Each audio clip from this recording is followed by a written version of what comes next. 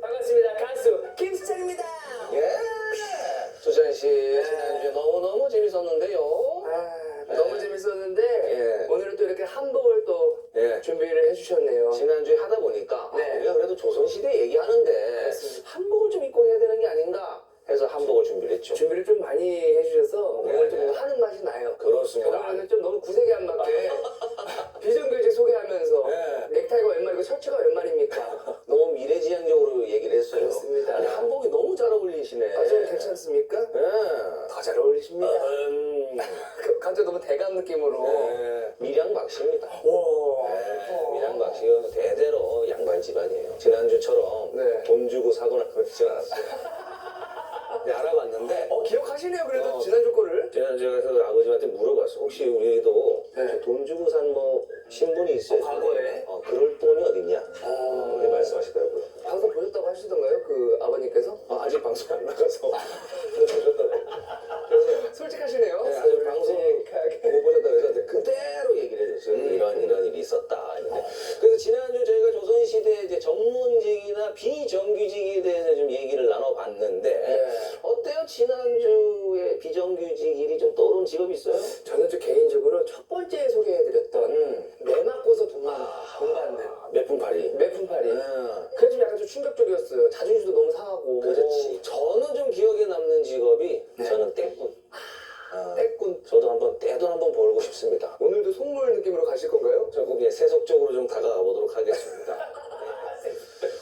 아무래도 이렇게 또 안정적이지 못하거나 지금은 아예 사라진 직업들 위주로 제가 이제 얘기를 해봤는데 그렇습니다. 그러다 보니까 좀 현재랑 비교하기가 좀 쉽지가 않았어요. 맞아요. 매칭이 안 되니까. 예. 그래서 오늘 준비한 조선직업 실록 주제 바로 정규직입니다. 정규직.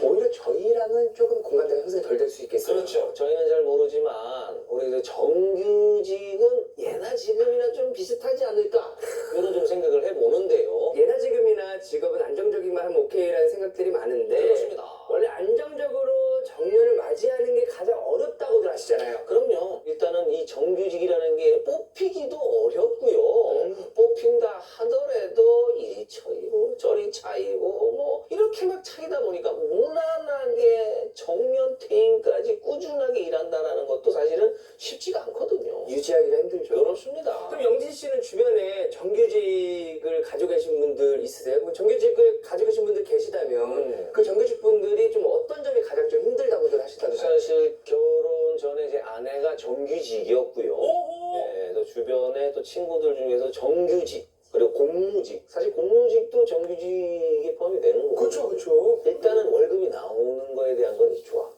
월급이 이제 나오고 따복따복 나오잖아요. 뭐 크게 사고를 치거나 그러지 않은 이상은 뭐 정년까지도 충분히 이제 네. 할 수 있으니까. 근데 중요한 거는 자기 개발이나 자기 성장하는 데 있어서 많이들 조금은 불편한 게 있어. 내가 성장하지 않는 듯한 느낌을 받는 거야. 승진하잖아요. 그러니까 그 승진이랑 내가 성장하는 거랑 좀 달라. 그 회사에서 계속 쳇바퀴 돌듯이 똑같이 돌아가잖아.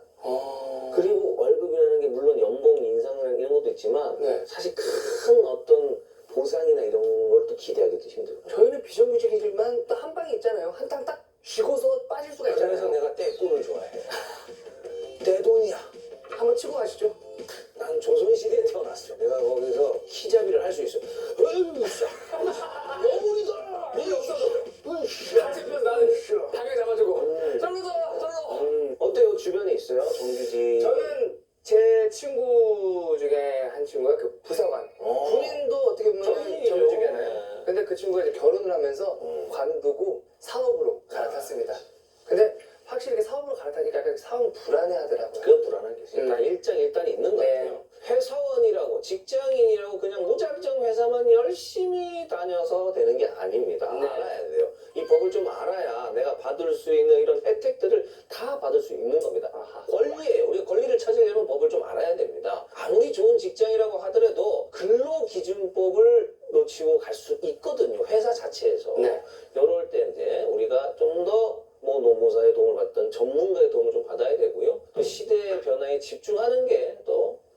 중요할 것 같습니다. 좀 전에 말씀하셨던 좋은 직장, 영지 씨는 좀 좋은 직장이라고 하면 좀 어떤 직장이 좋은 직장이라고 생각하세요? 좀 많이 주고 빨리 보내주고. 근데 왜 이렇게 좀 자신 없게 얘기하세요? 자신 없게. 여러분 너무 자신 있게 얘기하면 속물 같아 보이죠? 내가 속물 같아 보여. 저번 주에 이미 속물로 이미 낙인시키셨어요. 자신 있게 드셔도 됩니다. 크게. 네. 크게 이렇게. 많이 해주세요. 네, 많이. 이거보다 이거 주세요. 이것도 많이. 이거 약간 품격 느낌. 많이 얘기할 때 이렇게 얘기하시는데 이것 좀 신박하네요. 많이 줘요. 많이. 앞으로 이렇게 저도 이렇게 표현을 많이 해야겠다. 주세요. 야, 좋습니다. 산 조사 기관에 따르면요, 워라밸이 보장되는 회사가 좋은 회사다 라고 답변한 직장인이 49.9%에 달한다고 합니다. 절반이네. 어, 워라밸이 뭔지 알죠? 뭐예요? 모를 수도 있죠, 왜? 이게 이제 뭐 진동벨 같은 건데 네. 일이랑 라이프랑 워크랑 라이프랑 밸런스가 맞아야 되는 그런 삶이란 거야. 근데 우리는 그런 게 없잖아 사실은. 네, 그렇죠. 그러다 보니까 이제 이렇게 모를 수도 있는데 또 예전에는 내가 이제 일을 많이 해서 돈을 많이 벌어서 집안을 살려야 돼 이런 마인드였으면 지금은 내 삶도 중요해. 이런 이제 인식이 바뀌어가는 것 같아요. 저도 사실은 워라밸이 1등인 줄 몰랐어요. 저는 아직은 이 중에서 이거거든. 2등이네. 2등? 저는 금전이에요. 2등? 초창 씨는 여기서는 어떤 것 같아요? 에이, 진짜 저는 그래도 영시 씨랑 좀 다르게 2등이죠. 이게 1위로 좀 왔으면 좋겠고. 근데 얼마 차이 안 난다. 1% 차이면 한 끗 차이죠. 한 끗 차이네. 진짜 한 끗 차이. 그러니까 이 얘기는 뭐냐면 내려앉을 수 있다 이거죠. 돈도 많이 주는 직장이 좋고 좀 쉬게 해주는 직장이 좋은 거야. 그러니까 내가 아까 얘기했잖아. 돈 많이 주고 일찍 집에 보내주는. 합리적인 최고예요. 3인의 애사심을 부르는 우수한 복지제도. 요즘 복지는 뭐 기가 막히더라고요. 막 식당 하면 밥 잘 나오고 기본적인 게 이제 밥, 막 커피 그냥 공짜로 커피, 주고 뭐 탕비실에 갖춰져 있는 간식 이런 것도 있지만 요즘 복지는 내가 만약 영어를 배우고 싶어. 그러면 이제 회사에서 너 영어 학원 다녀. 지원해 줍니다. 내가 이제 성장할 수 있는. 술 먹고 싶어. 그럼 회식을 가는 거지. 그럼 회식 가는 거고. 그러니까 배우고 싶은 거 취미나 자기 개발할 수 있는데 돈을 많이 줍니다. 문화비도 주고. 극장 가서 영화 봐라. 책 사봐라. 용돈 필요해요. 용돈은 일 더 해라. 아, 4위가 이거네. 꼰대 꼰대 비켜. 수평적이고 자유로운 근무 분위기가 20%. 그러니까 너랑 나랑 말 놓고 지내는 거야. 아, 그래요? 네. 알았어, 준영아. 이름 바꾸면 안 되지. 너무 수평적이었다. 너무. 미안해. 그거는. 잠깐만. 이름 바꿀 수도 있지. 왜 꼰대가 왜 그래? 그러네. 미안하다. 부르고 싶은 대로 불러. 수찬아, 부르고 싶은 대로 불러. 이게 수평적인 거야. 그렇구나. 5위는 가능한 오래오래 정년 보장. 이것도 진짜 중요해. 네, 정년 보장. 그래서 저도 조선직업실록 이게 20년 했으면 좋겠어요. 20년이요? 이게 이제 좋은 직장의 조건으로 현대에는 이렇게 뽑혔어요. 현대 시대에는. 자, 그러면 이제 우리가 네. 조선시대로 가봐야죠. 본격적으로 시작을 해봐야죠.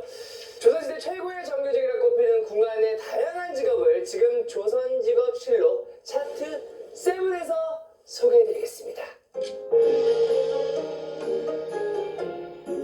궁에 찾아가면 가장 먼저 만나게 되는 사람은 누구일까요? 매표소에 계신 분을. 요즘 말고 조선시대. 조선시대. 네. 그렇죠. 정신 잘하세요. 조선시대 누가 있죠? 일반 평민이 궁에 찾아가게 되면 가장 먼저 만나게 되는 궁의 사람은 왕도 신하도 아닌 문지기, 바로 수문장입니다. 그렇지. 사실 딱 봐서 문 앞에만 오독하니 서 있으면 되는 일이니 아무것도 모르는 사람이 보기에는 너무나도 쉬운 일처럼 보일 수도 있겠는데 이게 어째서 극한 직업인가 하니 자세히 들여다보면 고용불안에 시달리는 것은 기본이고 까딱하면 목숨까지도 잃을 수 있는 일이었다고 하는데요. 수문장은 조선 궁궐의 경비를 강화하고자 예종 때부터 시작된 제도라고 하는데요. 수문장의 주요 업무는 순번에 따라 밤낮으로 궁성문을 여닫는 일입니다. 여기에 출입자 관리 감독 업무가 더해지곤 했고 이 문직이라는 제도가 막 도입되었을 당시에는 잘 모르는 사람들이 남의 신분증으로 그렇게 궁을 막 왔다 갔다 하는 경우가 많았다고 해요. 근데 이걸 잡아내지 못한다.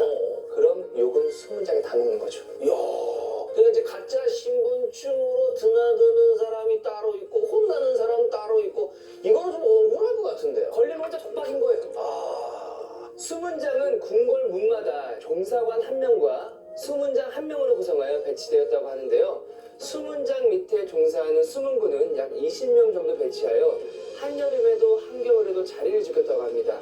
또한 비가 많이 오는 날이면 궁 안에 빗물이 나가는 수문을 여는 것도 바로 수문장의 몫이었다고 합니다.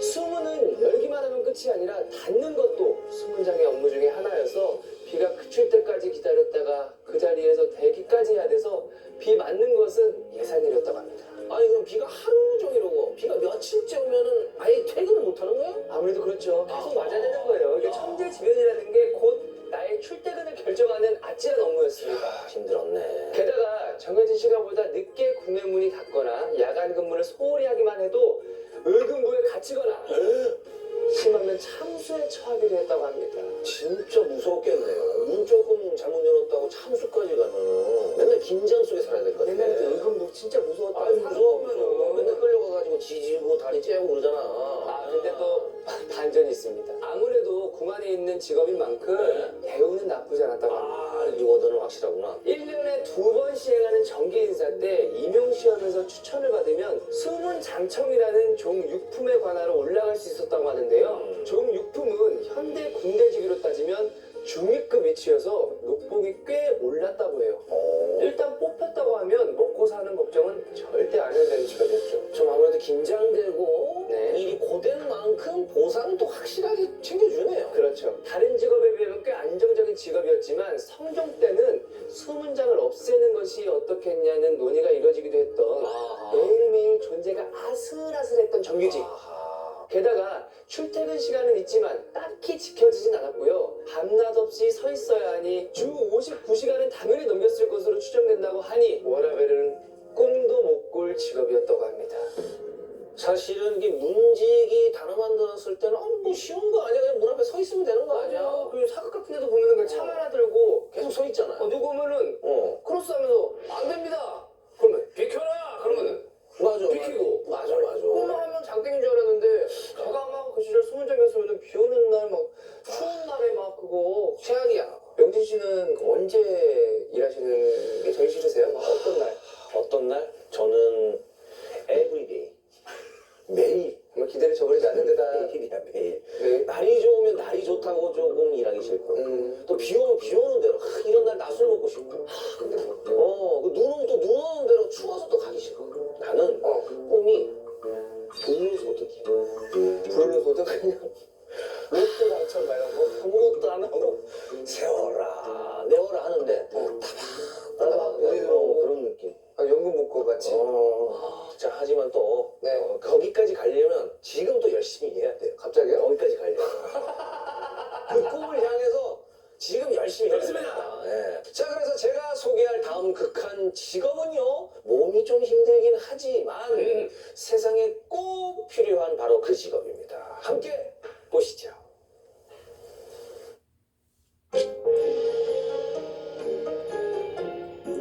거대한 불길에 맞서는 이 시대의 영웅 소방관. 조선시대에도 지금의 소방관과 비슷한 직업이 있었다고 하는데요. 조선직업실록 차트의 정규직 두 번째 차트는 바로 빠방. 멸화군입니다. 열화군이요? 때는 132년 신라궁궐 남문에서 화재가 발생을 하는데요. 이것은 대한민국 최초 화재 사고로 기록되어 있습니다. 당시 사람들은 불이란 건 갑자기 자연적으로 발생할 수 있다, 이렇게 믿고 있었기 때문에 화재도 자연이 만든 재난이라고 생각하는 경우가 많았다고 하는데요. 실제로 333년에는 별똥이 떨어져 왕궁에 불이 나자 민가까지 태웠다는 기록이 남아있다고 합니다. 지금처럼 비가 내리거나 그렇죠. 눈이 내리거나 그렇죠. 우박이 떨어지거나 그렇죠. 이런 어떻게 보면 자연재해라고 생각을 했던 거네요. 불도. 그렇습니다. 이제 불이라는 건 인위적인 게 아니라 진짜 자연의 하나다, 이렇게 이제 생각을 하는 거죠.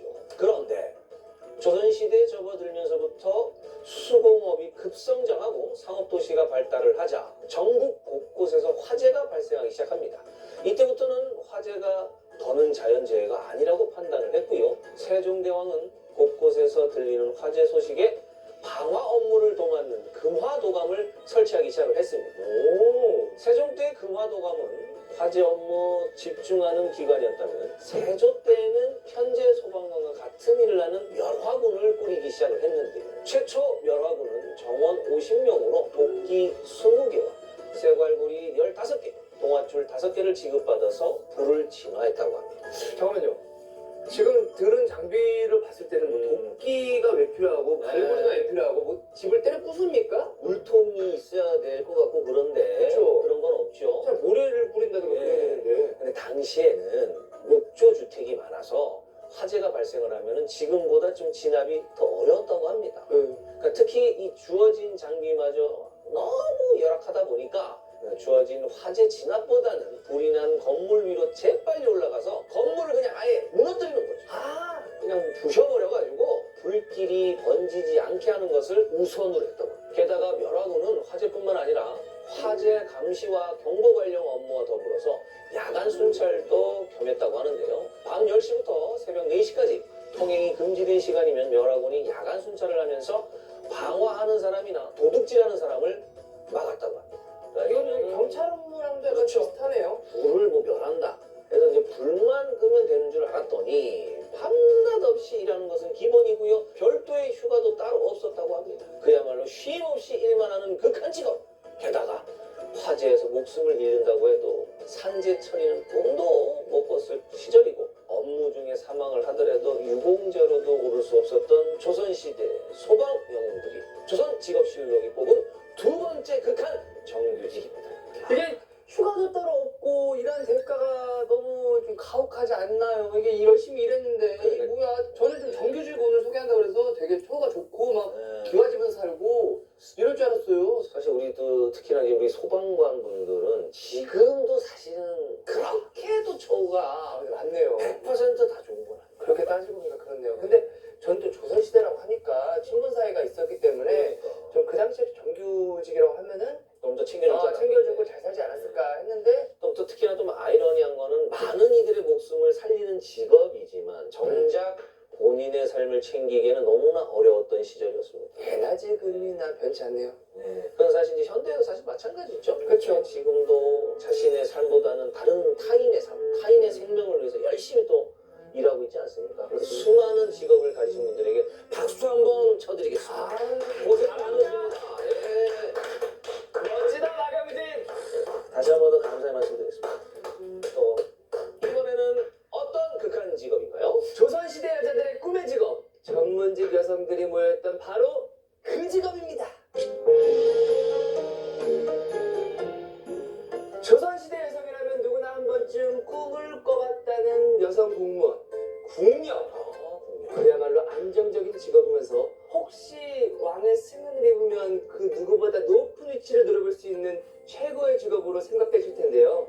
왕과 왕실의 사람들의 생활을 보조하는 차원에서 형성된 직업이기에 모든 부서는 왕과 왕비의 신변 보호나 의식주와 관련해 구성되었는데요. 궁의 가장 비밀스러운 업무를 담당하는 지밀, 의상을 담당하는 침방, 옷에 장식물을 다는 수방, 왕과 왕비의 목욕을 관리하는 세수관, 간식을 담당하는 생가방, 식사를 담당하는 소주방, 빨래를 담당하는 세탁방, 이렇게 7개의 부서가 유기적으로 돌아가며 왕과 왕비 그리고 국내 사람들을 포필했습니다. 그래서 여러 가지 이제 부서가 굉장히 많이 있네. 그러니까 궁녀라고 해서 그냥 어디 한 곳에 있는 게 아니라 7개 부서? 그렇죠. 왜냐면 왕과 왕비를 포필해야죠. 궁녀는 대체로 격일제로 근무하고 지밀같이 야간 당번이 필요한 업무에 한해서만 하루를 주야로 나눠 2교대로 근무를 했다고 하는데요. 격일제 근무를 하는 궁녀의 경우 하루 8시간 근무, 지밀 나이는 낮밤으로 나눠 하루 12시간 근무였는데 그래도 일반 궁녀보다는 월급을 더 많이 받았다고 합니다. 보수는 또 확실히 챙겨줬네. 네, 좀 더 일한다고 조금 더 넣었다고 합니다. 그 궁녀로 뽑히는 것 자체가 좀 쉽지 않았을 것 같아요. 맞습니다. 이 궁녀가 되기 위해선 어떤 조건이 필요했는가 하니 아무래도 혈통과 가족이 가장 중요했다고 하는데요. 그걸 또 보네. 가족 내 기생이 있으면 탈락! 공노비나 관노비도 탈락! 여기서 문제가 없어도 처녀가 아니면 또 탈락! 다 탈락! 조금이라도 흠이 있으면 다 탈락이네. 그렇죠? 아니 근데 당연히 탈락! 난 왜 탈락이야? 그냥 탈락! 여자가 아니라 탈락! 난 고용노동부로 갈래. 이럴 때 당연히 이거 노동부 이런 데 가서 그렇죠. 따져야 되는 거 아닙니까? 차별이 너무 심했던 것 같은데. 게다가 궁녀로 뽑히고 나면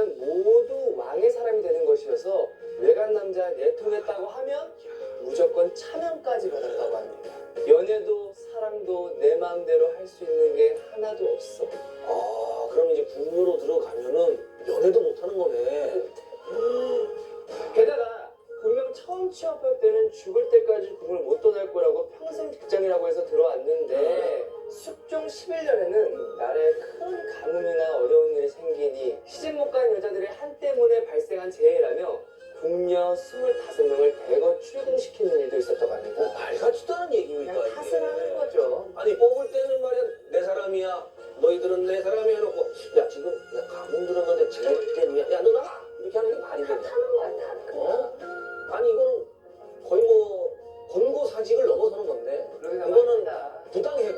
네. 부당해고 부당해고. 그래도 경제적 보상만큼은 또 확실했다고 합니다. 가장 높은 월급을 받았던 지밀상궁은 네. 지금으로 따지면 약 200만 원 정도의 월급을 수령했다고 하고요. 아니 근데 아까 지밀상공은 한 12시간씩 일을 했다고 했는데 그렇죠. 12시간씩 2교대 치고는 좀 적은 액수 아니에요? 200이면? 아, 월급은 200이지만 옆에 또 부수적으로 붙는 프로테이즈가 있습니다. 아 복지가 있어요? 네, 복지가? 있습니다. 어. 숙식 제공, 아하. 의상 제공, 아하. 밥도 제공 아, 국에서 챙겨주면 또 네. 맛있는 게 나오고. 다 챙겨줍니다. 어. 그렇게 따지면 뭐 나쁜 건 아닌 것 같죠? 나 뺏소소. 하지만 이게 매일이 살얼음과 같은 궁안에서 넘쳐나는 다양한 이야기들을 또 듣고 입을 꼭 다물어야 하는 삶을 살았기에 이 직업 극한 직업 맞습니다. 사실은 이게 뭐 복지도 좋고 월급도 좋지만 직장을 다니면서 좀 소소한 게 뭐냐면 수다 떠는 거. 맞죠. 아야 뭐 어땠더라. 이번에 온 뭐 상무님이 사실 뭐 낙하산이더라. 이런 소소한 얘기들 이거 뭐 말도 못하지 어디 가서 뭐 연애도 못해요. 맞습니다. 사내 연애 이런 게 없을 거 아니야 그러면. 없죠. 네. 있으면 큰일 나죠. 그리고 그 와중에 또 결혼도 못하니까. 못하고 이야 궁안에서 계속. 계속 평생 있어야 되니까 극한 직업 인정입니다. 게다가 또 아무리 놀라는 소식을 들어도 큰 소리 한 번 낼 수 없는 직업이기도 하고요. 가십거리를 들어도 소문도 못 내니 저 같으면 이게 입이 근질근질했을 것 같아요. 박영진 씨는 입이 무거운 편이세요? 저는 무거운 게 아니라 아예 남의 얘기를 안 들어요. 그래도 여기서 하면은 사람들이 있는 자리에 잘 안 가요. 아 그래 낯을 많이 그래서 가리시죠? 듣는 얘기 저는 그래서 친한 박성광 씨가 결혼한다는 사실을 아마 결혼식 당일 날 알았어요. 그 정도로. 그 정도로. 그 정도로 좀 정보에 좀 둔감합니다. 예예예. 아예 국무에서 예선 탈락하셨겠네요. 그러면. 저는 바로 지민이죠. 저는 바로 지민이에요. 왜 지밀이에요? 말을 안 하니까. 저는 오히려 들으면 말을 안 해요 어디 가서.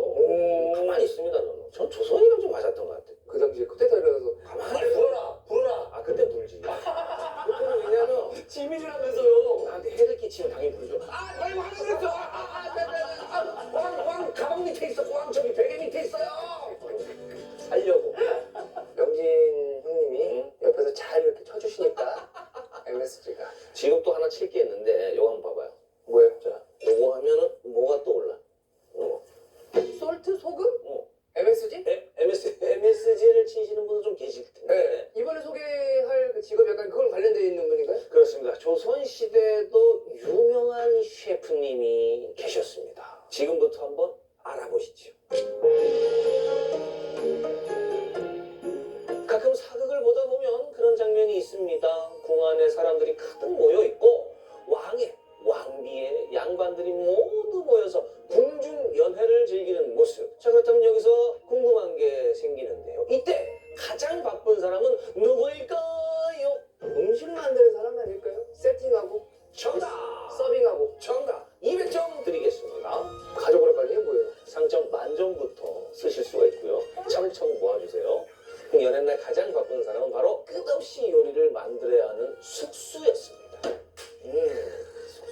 당시에도 14.2대 1이라는 압도적 비율로 숙수는 남자가 많았다고 하는데요. 근데 왜 남자가 많았느냐? 이 숙수라는 위치 자체가 지금으로 따지면 궁을 드나드는 어엿한 정규직 위치 아니겠습니까? 네. 그래서 이제 세종 때만 해도 수락관 출입 대전 노비가 388명이었다는데요. 이 중에서 단 12명을 제외한 나머지 사람은 모두 남자였다고 합니다. 조선시대에도 좀 피해갈 수 없는 유리천장이 존재했던 거죠. 아 근데 음식은 손맛인데 손에 뭐 성별이 있는 것도 아니고 솔직히 여성분들이 음식 더 잘하시는 분들 많잖아요 요즘. 이제 뭐 그렇긴 한데 왜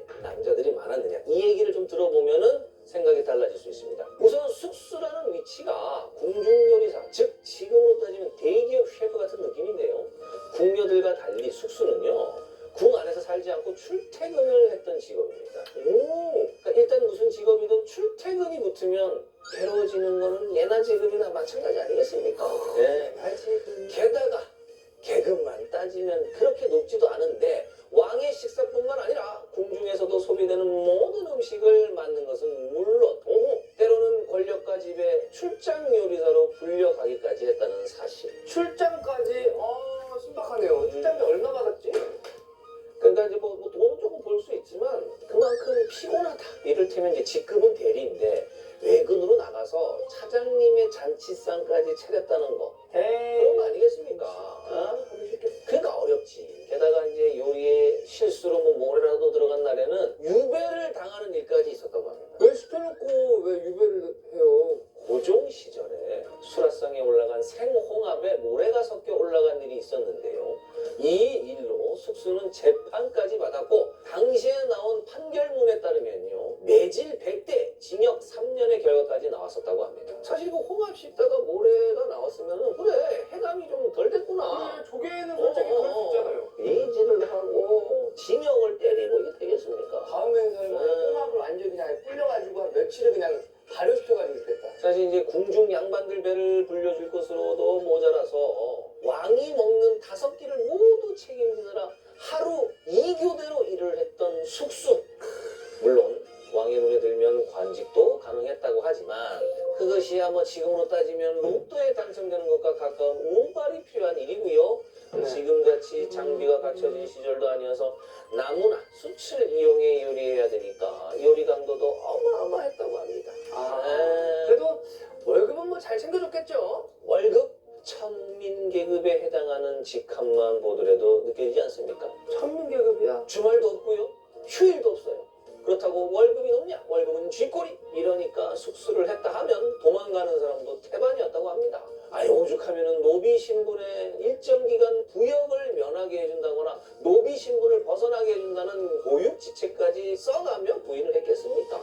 이 요리 좀 한다는 이유로 궁 안에서 쉼없이 고생해야 했던 직업 숙수. 아하. 워라벨 없습니다. 연차 없고요. 에이. 휴가 없습니다. 승진 하늘구멍이고요. 월급 200풀치라는 정도입니다. 궁중 요리사 숙수 극한 직업 완전 인정 아니 킹정. 돈 일부러 넣었어. 차라리 잘리는 게 낫다. 네. 이 정도면 이제 과로사야 과로사. 너무 고생 많았어요. 자, 과로사 이야기해서 이제 바로 이 다음 직업 넘어가. 아 받아가요 과로사? 네, 바로 갑니다. 딱 연결이 돼요. 그래요? 과로사 업무가 또 있어요? 궁금한데? 과로사의 대표 직업 지금 공개합니다.